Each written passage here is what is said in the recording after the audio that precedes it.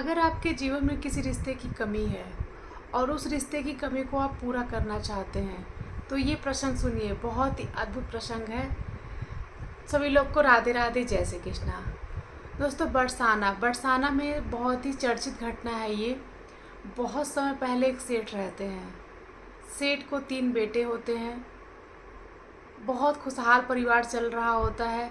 सेठ की बड़ी इच्छा रहती है कि हमारे भी एक बिटिया हो, लेकिन ऐसा नहीं हो पाता है। उनको 3 बेटे रहते हैं। बेटे बड़े हो जाते हैं, बेटों की शादी हो जाती है और पत्नी का बैकुंठवास हो जाता है। लेकिन सेठ की बड़ी इच्छा रहती है, सब कुछ होते हुए भी बेटे की कमी उनको खलती है। एक दिन क्या होता है, बेटों की शादी हो जाती है, बहुएं आ जाती हैं घर में, सब कुछ अच्छा चल रहा होता है। एक दिन सेठ जी को एक संत मिलते हैं। तो सेठ जी कहते हैं कि हमारे पास सब कुछ है, किसी की कमी नहीं है, सब कुछ चल रहा, अच्छा चल रहा है, बहुएं हैं, बेटे हैं, परिवार में खुश सुख शांति सब कुछ व्यतीत हो रहा है। लेकिन मुझे एक चीज़ की कमी है जो कि कभी कभी बहुत खलती है। ये कमी हमारी पूरी नहीं हुई। हमारी पत्नी का भी स्वर्गवास हो गया, बैकुंठवास हो गया। कभी कभी बहुत अकेलापन सा लगता है और मैं बहुत दुखी भी हो जाता हूँ। तो संत बोलते हैं, किस बात का दुख है आपको? तो बताते हैं कि मेरे पास 3 बेटे हैं, 3 बहुएं आ गई हैं, परिवार में सब कुछ है, लेकिन हमारी बड़ी इच्छा थी हमको बेटी हो, लेकिन हमारा ऐसा नहीं हो पाता है और बेटे की कमी मुझे बहुत खलती है। मेरी बड़ी इच्छा रहती है कि मेरे पास भी बिटिया हो। तो संत बोलते हैं, बस इतना ही? संत बोलते हैं सेठ जी से कि अगर आपके जीवन में किसी रिश्ते की कमी महसूस हो रही है, कमी है, नहीं पूरी हो पा रही है, तो आप ईश्वर से वो रिश्ता जोड़ लीजिए और फिर देखिए कि कहीं ना कहीं अगर आप डगमगा जाएंगे ना, उस रिश्ते को निभा नहीं पाएंगे ना, लेकिन अगर आप एक बार ईश्वर से रिश्ता जोड़ लेंगे ना, वो रिश्ता ईश्वर हमेशा निभाते हैं। हर पल हर वक्त आपके साथ साथ रहते हैं। आप राधा रानी को अपनी बेटियां मान लीजिए और राधा रानी आपको पिता मान लेंगी। आप उनको अपनी बेटी मान के तो देखिए, अपने मन में ये भाव तो लाइए। आप उनको बेटी मानिए, वो आपको पिता जरूर मानेंगी और आपको ज़रूर अनुभव दिलाएंगी। आप एक बार राधा रानी को अपनी बेटी मान के देखिए। संत उनको बोल देते हैं और चले जाते हैं। अब सेठ के मन में आता है कि संत ने सही कहा है कि मैं राधा रानी को बेटी मान लूँ। अगले दिन सेठ जी जाते हैं बाजार, वहाँ से राधा रानी का विग्रह लेकर के आते हैं। विग्रह लेके आते हैं, घर में स्थापित करते हैं, पूजा पाठ करते हैं, नियमित राधा रानी को भोग लगाते हैं। बहुत अच्छा चल रहा होता है। राधा रानी को अपनी बिटिया मानते हैं। वो उनको हो जाता है कि हमारे घर में हमारी एक छोटी सी बेटी भी है, और उससे बातें करते हैं। अपने दुकान पे जाते हैं, फिर वहाँ से आते हैं, राधा रानी से बातें करते हैं। एक दिन क्या होता है कि वो दुकान पे जा रहे होते हैं, रास्ते में उनको मनिहारी मिलती है। मनिहारिन से कहते हैं, ठीक है, घर चली जाओ और तीनों बहुओं को चूड़ी पहना देना, और चूड़ी पहनाने के बाद हम दुकान पे आके पैसे लेके फिर जाना। मनिहारिन बोलती है, ठीक है, और मैं चूड़ी पहना दूंगी। जाती है सेठ जी के घर पे, तीनों बहुओं को आवाज़ देती है, तीनों बहुएं आती हैं। मनिहारिन तीनों बहुओं को चूड़ी पहनाती है। चूड़ी पहना के जैसे ही वो आगे घर से निकलती है, अचानक उसके सामने एक छोटी सी बच्ची आती है, खूब सुंदर सी, खूब प्यारी सी, मनमोहक छवि रहती है। आती है, हाथ आगे ऐसे बढ़ा देती, कुछ बोलती भी नहीं, ऐसे आगे हाथ पैर बढ़ा देती है मनिहारिन के आगे, बोलती, मुझे भी चूड़ी पहना दो। मुझे चूड़ी भी नहीं पहनाओगी? तो मनिहारिन बोलती, बिल्कुल पहनाऊंगी। मनिहारिन जो है छोटी सी बच्ची को भी चूड़ी पहना देती है और बच्ची वहाँ से चली जाती है। मनिहारिन जाती है सेठ जी के दुकान पे, 8 हाथों में चूड़ी पहनाई हूँ, मुझे पैसे दे दीजिए। सेठ बोलते, 8 हाथ? झूठ बोल रही है, तो मेरे घर तो 3 बहुएं हैं, 6 हाथ हुए, 6 हाथ के पैसे ले ले। झूठ क्यों बोल रही है? तुमको पैसे ले तो पैसे मांग ले, झूठ क्यों बोले कि 8 हाथों में चूड़ियाँ पहनाई हूँ? 8 कैसे हो गई? 3 बहुएं, 6 हाथ हुआ। अब सेठ जी के दिमाग में ही नहीं आता है कि मैं राधा रानी को भी अपनी बिटिया मानता हूँ, मेरी बिटिया राधा रानी भी तो है। ये भाव उनके मन में नहीं आता है। उनके मन में बस ये आता है कि मनिहारिन झूठ बोल रही है कि मुझे 8 हाथों के पैसे चाहिए, 8 हाथों में चूड़ियाँ पहनाई हूँ। सेठ उसको बोलते हैं, डांट देते हैं, कहते हैं तुम झूठ बोल रही, आज के बाद से दिखना नहीं। और वो 6 हाथों की चूड़ी पहनाने का पैसा मनिहारिन को दे देते हैं और उसको वहाँ से हम चले जाने को कहते हैं। मनिहारिन चुपचाप कुछ कहती नहीं है, पैसे लेती है और चली जाती है। सेठ जी शाम को घर आते हैं, तीनों बहुओं से पूछते हैं चूड़ियाँ पहन ली? तीनों बहुएं कहती हैं हाँ चूड़ियाँ पहन ली हमने। बोलते हैं कि मनिहारिन कह रही थी कि 8 हाथों में चूड़ियाँ पहनाई, कोई बच्ची भी आई थी क्या चूड़ी पहनने के लिए? तो तीनों बहुएं बोलती हैं नहीं ऐसा तो कुछ नहीं था, हम ही तीनों थे, कोई नहीं यहाँ पे था, चौथा यहाँ पे कोई नहीं था।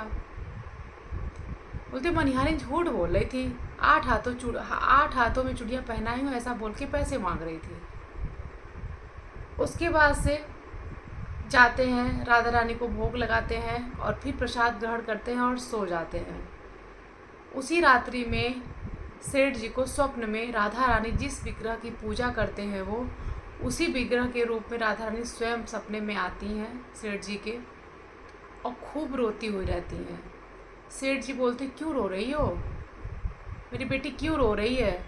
तो राधा रानी बोलती हैं कि आप सिर्फ कहते हो लेकिन आप मेरे से प्यार नहीं करते हो, आप मुझे समझते ही नहीं हो, मुझे भूल जाते हो, बस आप कहते हो कि मैं राधा रानी मेरी बेटी है, मैं उसका पिता हूँ, राधा रानी मेरी सब कुछ है, लेकिन आप मेरे से प्यार नहीं करते हो, प्रेम नहीं करते हो, आप बस कहते हो।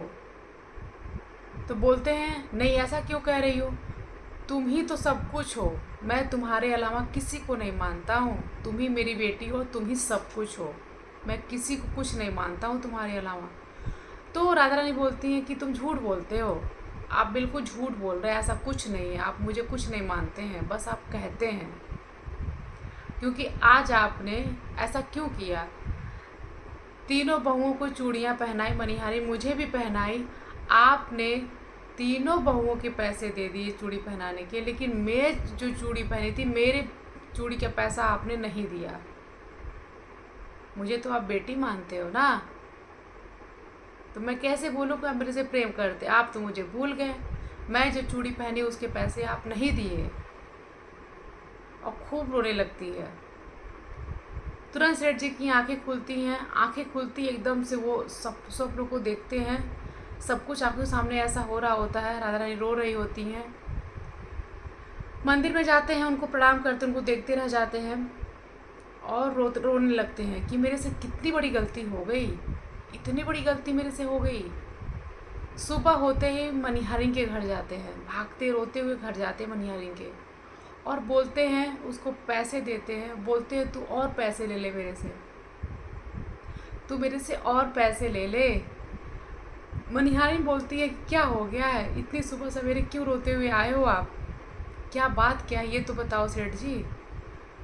तो सेठ जी बोलते हैं जो कल तुमने चूड़ी पहनाई थी वो स्वयं राधा रानी को चूड़ी पहनाई थी तुम, जिस राधा रानी के दर्शन करने के लिए बरसों से तरस रहा हूँ वो तुमसे चूड़ियाँ पहनी है कल राधा रानी, तुम स्वयं राधा रानी को चूड़ी पहनाई हो, तुम बहुत ही सौभाग्यशाली हो, तुम बहुत ही भाग्यशाली हो, राधा रानी तुम्हें स्वयं दर्शन दी हैं और तुम्हारे हाथों से चूड़ियाँ पहनी हैं। मैं इतने दिनों से उनकी पूजा कर रहा हूँ, इतना उनको याद करता हूँ, इतना प्रेम करता हूँ, फिर भी इतना बड़ा भागा हूँ जो तुम कल बोल रही थी और मैं उस चीज़ को अनुभव नहीं कर पाया कि तुम सही कह रही हो, तुमको झूठ बोल करके मैं भगा दिया था, मेरी बहुत बड़ी गलती है ये, मुझे माफ़ कर दो। और राधा रानी ने तुम्हें स्वयं दर्शन दी है, तुम बहुत ही भाग्यशाली हो, तुम्हारे भाग्य खुल गए, मेरी राधा मेरी बेटी तुमको दर्शन दी है, तुम्हारे इन्हीं हाथों से चूड़ियाँ पहन के गई है वो, मुझे माफ़ कर दो। मैं कितना बड़ा भागा हूँ जो राधा रानी अपनी बेटी को नहीं पहचान पाया, मैं अपनी बेटी को भूल गया घर में, सच में मैं बेटी बेटी तो करता हूँ लेकिन ये भूल गया कि मेरे घर में 3 बहुओं के अलावा मेरी बेटी भी रहती है, ये मैं कैसे भूल गया। मनिहारिन पैसे वापस कर देती है और रोने लगती है, खूब झूमने लगती है, नाचने लगती है कि मेरे हाथ से चूड़ी पहनी है राधा रानी, खूब खुश हो जाती है। खूब झूमती है, बोलती मुझे कुछ नहीं चाहिए, मेरे इन्हीं हाथों से राधा चूड़ी पहनी है, मेरी राधा रानी आई थी चूड़ी पहनने के लिए मेरे से। तो दोस्तों, अगर आप ईश्वर से कोई रिश्ता रखते हैं, कोई भी रिश्ता ईश्वर से बना लेते हैं, राधा रानी से, कान्हा से, कृष्णा से, तो वो रिश्ता एक पल के लिए आप भूल जाएंगे, आप नहीं निभा पाएंगे, आपसे वो गलती हो ही जाएगी। लेकिन ईश्वर वो रिश्ता नहीं भूलते हैं, वो हर वक्त हर पल आपके साथ साथ रहते हैं, वो रिश्ता पूरी ईमानदारी से निभाते हैं आपके साथ में। एक यही सच्चा रिश्ता है ईश्वर के साथ में कि ये रिश्ता कभी भी आपको धोखा नहीं देगा, कभी आपका साथ नहीं छोड़ेगा। तो दोस्तों, अगर आपके जीवन में किसी रिश्ते की कमी महसूस हो रही है, जिस रिश्ते की कमी है, वो रिश्ता आप एक बार ईश्वर से बना के देखिए। वो अगर आप ईश्वर से एक बार रिश्ता बना लेंगे ना, तो वो रिश्ता कभी भी आपसे टूटेगा नहीं, कभी भी नहीं टूटेगा। जन्मों जन्म तक वो रिश्ता आपसे बन जाएगा ठाकुर जी से। तो ऐसे हमारे ठाकुर जी, ऐसे हमारी राधा रानी है। हमारे राधा रानी और ठाकुर जी हर रिश्ते को बहुत ही प्यार से निभाते हैं। और आप एक बार रिश्ता बना के तो देखिए, आपके हर सुख दुख, हर तकलीफ में आपके साथ साथ रहेंगे। आप भूल भी जाएंगे, आप अनुभव नहीं कर पाएंगे, लेकिन वो नहीं भूलते हैं। आप एक बार उनको दिल से पुकार के तो देखिए, दिल से याद तो करके देखिए उनको।